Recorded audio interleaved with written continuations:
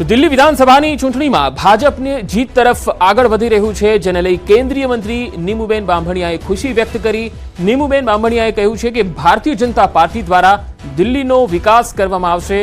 27 વર્ષ પછી ભાજપ દિલ્હીમાં શાસન કરશે, જેને લઈને ભાજપના ધારાસભ્ય શંભુ પ્રસાદ ટુંડિયાએ કહ્યું છે કે કેજરીવાલની સરકાર દ્વારા કરવામાં આવેલ ભ્રષ્ટાચારને લઈ આ પરિણામ આવ્યું છે। केजरीवाल सरकार सतत लोकोने गुमराह करवानुं, झूठ पर झूठ फैलावानुं जे काम कर्युं छे, जनता पण तेने ओळखी गई छे। प्रजाए तेने ओळखीने आज भारतीय जनता पार्टीना जे जेटला उम्मीदवारों छे ए खूब लीडथी आगळ चाली रह्या छे अने दिलनी जवाब आपे, दिल जवाब आपे ए आ कड़कमां कड़क जवाब छे। અને એમણે જે શીશ મહેલની ભ્રષ્ટાચારની પરાકાષ્ઠાઓ જે એમણે વટાવી દીધી હતી એનું આ પરિણામ છે। તો દિલ્હીમાં ભાજપની જીતને લઈ મહેસાણામાં ઉજવણીનો માહોલ છે। રાજ્યસભા સાંસદ મયંક નાયકના કાર્યાલય ખાતે ઉજવણી કરવામાં આવી। ફટાકડા ફોડી એકબીજાને મોં મીઠું કરી અને ઉજવણી કરવામાં આવી। રાજ્યસભા સાંસદ મયંક નાયક દ્વારા દિલ્હી વિધાનસભાના ભાજપના ઉમેદવારના પ્રચારમાં તેઓ જોડાયા હતા।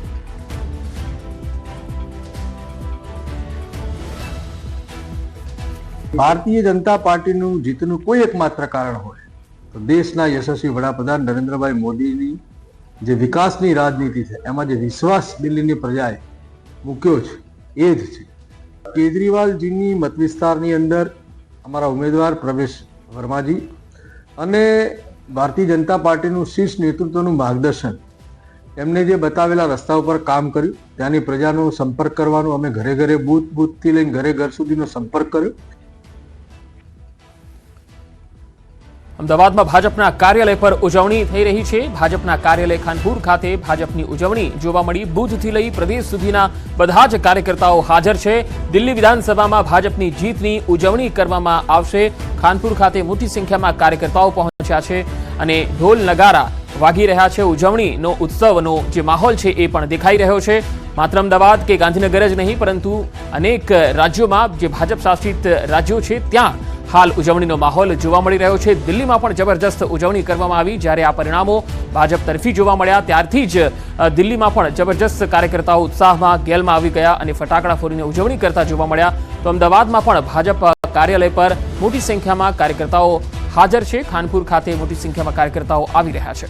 દિલ્હીમાં જીત અને ગુજરાતમાં જશ્નનો માહોલ જોવા મળી રહ્યો છે, કારણ કે દિલ્હીમાં 27 વર્ષ પછી કમળ ખીલવા જઈ રહ્યું છે। ભાજપનું શાસન દિલ્હીમાં આવી રહ્યું છે, કારણ કે વિધાનસભાની ચૂંટણીમાં છેલ્લા 10 વર્ષથી અરવિંદ કેજરીવાલ આમ આદમી પાર્ટીનું શાસન હતું, તેને ધરાશાયી કરીને હવે ભારતીય જનતા પાર્ટી જે છે એ સરકાર બનાવવા તરફ આગળ વધી રહી છે અને 48 સીટો પર બીજેપી આગળ જોવા મળી। 47 સીટો પર જીત પાકી કરી ચૂકી છે અને આમ આદમી પાર્ટીના ભાગે માત્ર 22 સીટો, 21 થી 22 જેટલી સીટો જ આવી છે।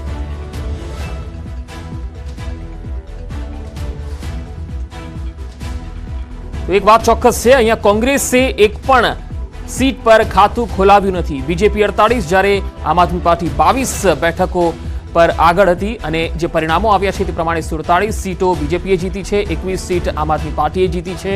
હજુ એક સીટ પર જે છે એ બંને પાર્ટીના જે ઉમેદવારો છે તેના પર કાઉન્ટિંગ ચાલી રહ્યું હોય એ પ્રકારની સ્થિતિ દેખાઈ રહી છે। જો કે કોંગ્રેસને એક પણ સીટ મળતી નથી દેખાઈ રહી, ઝીરો છે। કોંગ્રેસ ખાતું ખોલાવી શક્યું નથી। વધુ માહિતી મેળવીએ, સંવાદદાતા મૌલિક ધામેચા જોડાયા છે। મૌલિક, જીતની ઉજવણીનો માહોલ અમદાવાદ અને ગાંધીનગર બંને બીજેપીના કાર્યાલયો છે ત્યાં દેખાઈ રહ્યો છે।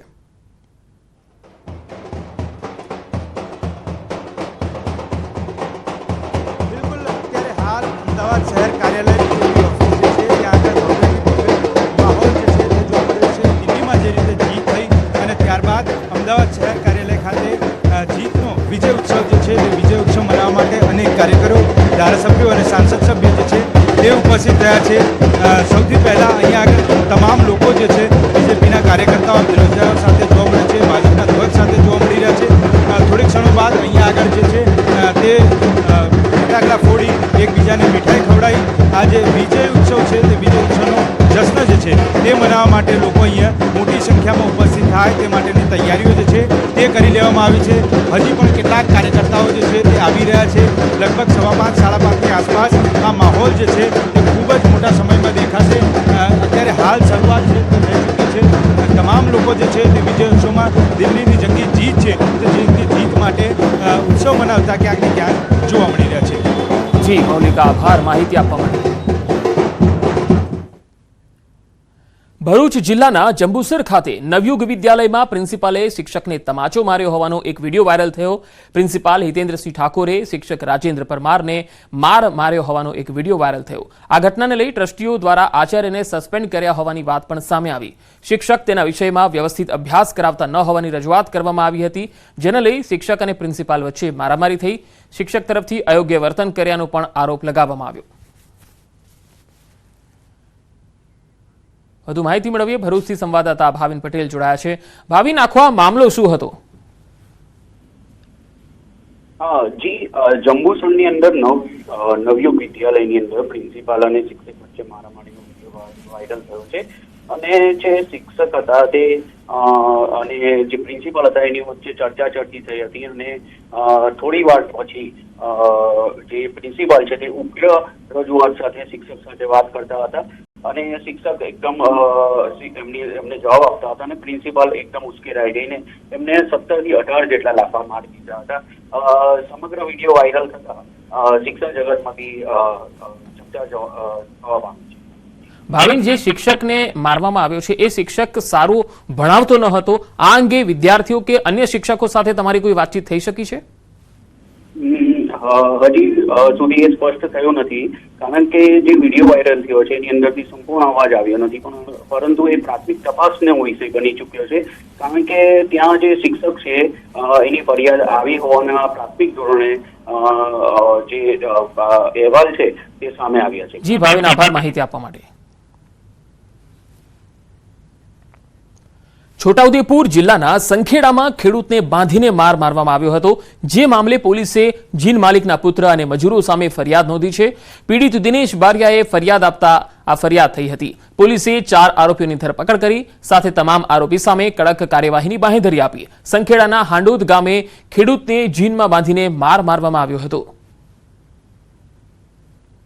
मजदूरों को डिटेन भी किया, उनसे पूछताछ चल रही है. जो बाकी के मजदूर हैं उनको सीसीटीवी के थ्रू पहचानना, और दूसरी टीम हमने भेजी है उन लोगों को लेके आने के लिए. और रितेश भाई का लड़का जो जिनके मालिक का लड़का है, जिसके विरुद्ध में फरियाद दी गई है, उसको भी पुलिस लेके आ रही है. उसकी भी तलाश जारी है. और जो अफवाहें फैलाई जा रही है कि फरियाद नहीं हुई है, वो गलत है. फरियाद हो चुकी है. કચ્છના આદિપુર ગાંધીધામ હાઈવે પર નબીરાઓની હાઈ સ્પીડ રેસિંગનો વિડીયો વાયરલ થયો. ભયજનક સ્પીડમાં કાર હંકારતા યુવકો તેમજ જાહેરમાં પિસ્તોલ લહેરાવતો વિડીયો સામે આવ્યો છે. પૂર ઝડપે દોડતી કારમાંથી 2 યુવકો હાથમાં પિસ્તોલ લઈને એકમેક સામે વેવ કરતા નજરે ચડ્યા. શિણાઈ રોડ પર જાહેરમાં ગાડી રેસ અને હથિયાર લહેરાવાના કિસ્સાથી સ્થાનિકોમાં ભય જોવા મળ્યો. વિડીયો વાયરલ થતા પોલીસે તપાસ હાથ ધરી છે. તો હાથમાં હથિયારો સાથે કાર રેસ કરતો